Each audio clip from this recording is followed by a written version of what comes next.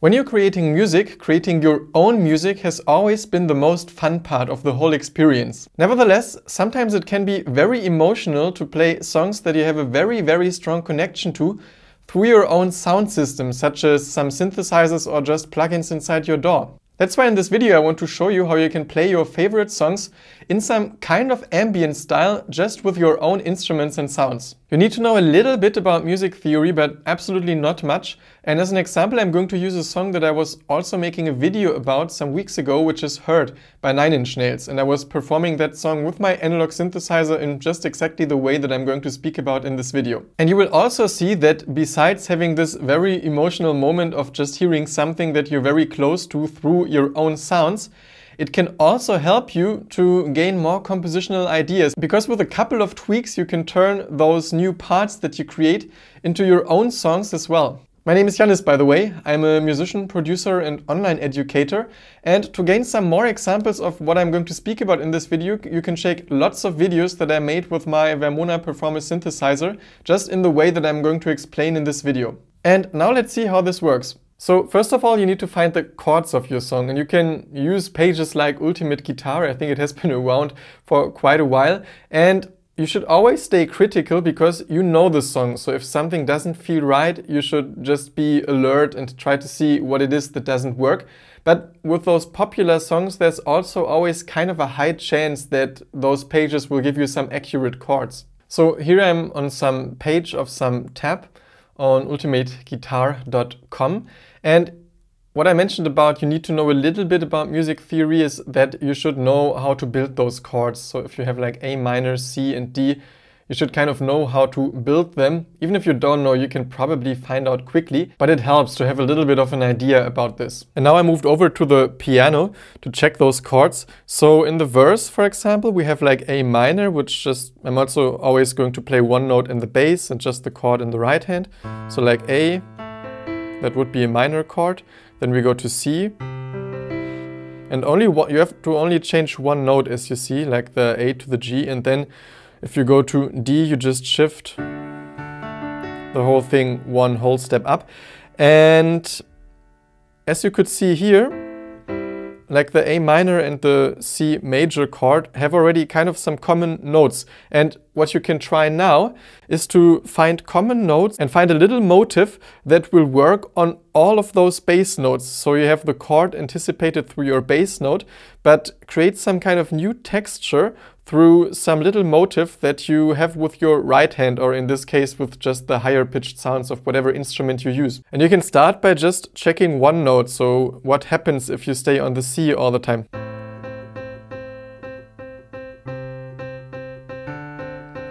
You see, it's not so bad actually. Let's also check maybe the D.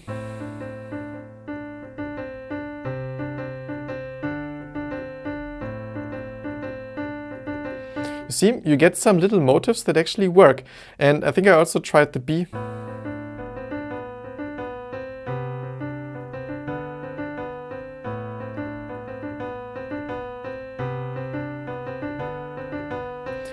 Kind of cool. Also try to have the melody, in this case of the verse, played in your head a little, because you have to check later also if everything works with the melody, but usually it does. And actually for my video I left out the C and just used A, B, D and E, and then it looked like this.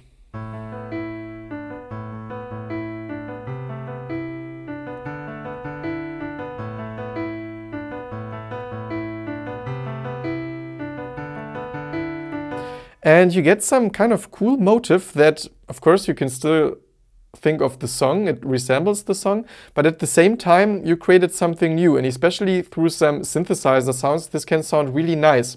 And I'll quickly record it so we can try some other sounds on it. So now inside the DAW we have this clip that I recorded, and let's just duplicate the track. And this one we actually don't need. Stop this one. So now we have our clip here. And what is also cool if you duplicate it once more, that you separate between bass and your motif. So for the first part I'm going to mute all of the non-bass notes, and for the second part I'm going to mute the bass notes. And now we can just use other sounds, so whatever you have. And I always like to use Arturia's Analog Lab because it has lots of cool sounds, especially if you want to quickly just add some character to sounds that, for example, you created on some neutral piano. And for the bass, let's just go here into the bass section. And one that is kind of enjoyable is this dub bass. And then also here, let's pick some pad sound because we want this motif to create some nice atmosphere. And here, let's go to classic synth pads and maybe just use just looked for one that sounds kind of cool, which was Hold On. And see how it just changes the neutral piano sound into something way more mysterious.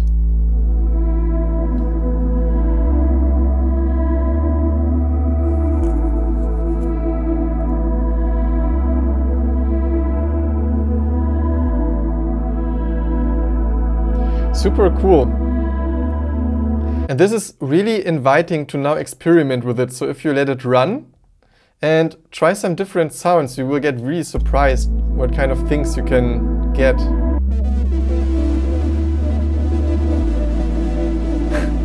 I like doing this. I mean, of course, there are goofy things as well, but just to give you some idea how you can create textures just by sound, by creating the kind of raw sound thing, and then looking for the direction you want to take it into. And most likely you have some favorite sounds anyway. I mean, I was showing you this random thing now, but if you have some favorite sounds, just take them directly and run your new motifs through it, and it will be super cool. By the way, if you happen to enjoy this video, I'd be super thankful if you could take one very quick second to click the like button. Thanks. And these are just the basics, but they are enough for you to now jump to your instruments and see if you can set it into practice. But I want to show you one more thing, which is how you can create your own new ideas out of something you create this way. Because now we're actually going to use those two new parts, and here we're going back to the sound that actually sounded good. It was something with home. Hold on. This was it. And we just let the new motif run and look for some new bass notes. Because usually you can find lots of them that sound really cool.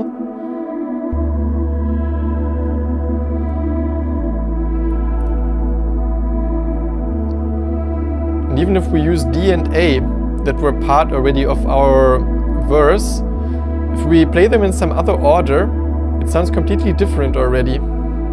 You don't think of hurt anymore. Try some other notes. Quickly you're in some new territory and free to go for some new composition.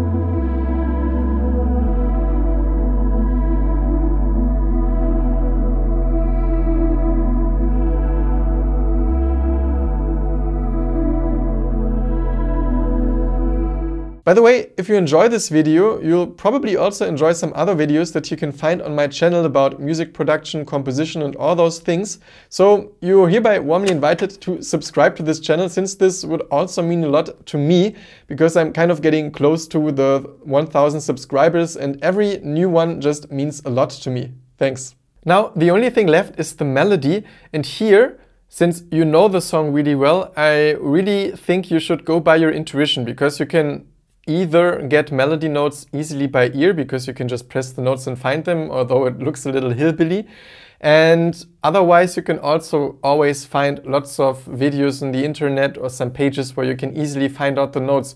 And if it's a song, it's kind of likely that it was sung by someone, and phrasing with singing is very particular. So don't try to imitate the way somebody sings it, and try to phrase the melody in a way that it suits your new kind of arrangement. And in this case, let's add some new track. So we have a little sound for a melody, maybe some lead sound. Let me quickly look for some.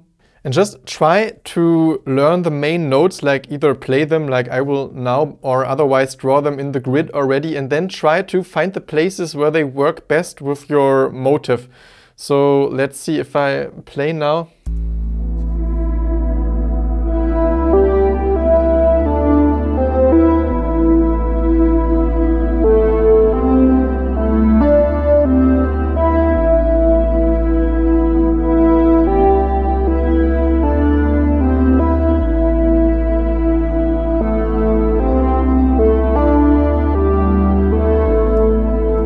I found out that those spots sound the best. It sounded a bit shaky because I didn't want to turn on the click because it would sound annoying for you. So my playing was a bit shaky, but just so you get the idea. And that's also the great thing about music you know, because you know it really well and you can really see when it feels good or also when it doesn't feel good, and don't underestimate your intuition if you do such a process. By the way, if you enjoy this concept, there's also quite a chance that you'd enjoy some more concepts that I'm sharing in some new class that I made for Skillshare. And you can access it 1 month for free with the link down below in the description. And I'm just speaking about ways of limiting yourself inside your DAW, which brings you to creating more music because you don't get so distracted and overall just makes you a little more productive. So it's a warm invitation to also have a look at this one. Oh, but let me show you one more thing, which is Ableton specific, but it's also super cool for this approach. And it's not only Ableton specific, it's Ableton 11 specific, but here on the bottom of the MIDI grid, you have this field for chants. And if you select all of them and then you drag down those buttons for chants to, let's say, 50%, it will only have a 50% chance that the note gets played. So if you let it play for a while, you will always get some kind of newish motifs.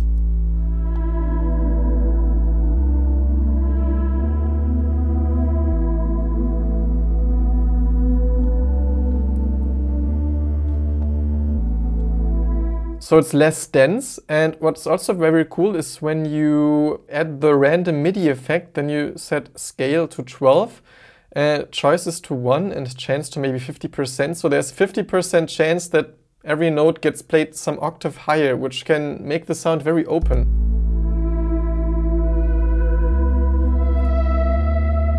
Very beautiful, and if you set choices to 2, it will even go 1 octave higher.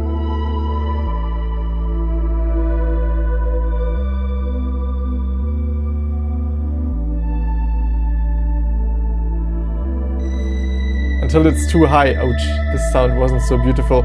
But you get the idea. And this is just something I quickly wanted to show you as well, because it's so much fun to fool around with those things. And this being said, I think I mentioned everything that I wanted to mention in this video. And if something was weird to you or you feel like, what did he do there? Just don't hesitate, please, to drop some comment. I'm always going to respond to them and just gladly get in touch. So be warmly invited to do that. If you liked the video, you're also warmly invited to quickly hit the like button, since this really helps this video to be shown to maybe a couple of more people. And also you're warmly invited to subscribe to my channel, where you can find more videos like this about music production and performance, and I'll constantly post new stuff. So if you enjoy this content, warm invitation to subscribe. And one more remark, because this is a kind of minimalist concept for creating music, and I also just released some new class on Skillshare that you can try 1 month for free with the link down below in the description, with the topic limitation in music. So it's about some concepts of how you can effectively limit yourself, which will make you feel less distracted by all possibilities inside your DAW and just help to get more music done and to find more comfortable with just finishing and creating music. So this is my last warm invitation to also check this one out. And apart from that, I just wish you inspiration with whatever it is that you create, and would be super happy to see you soon again at this channel. Bye.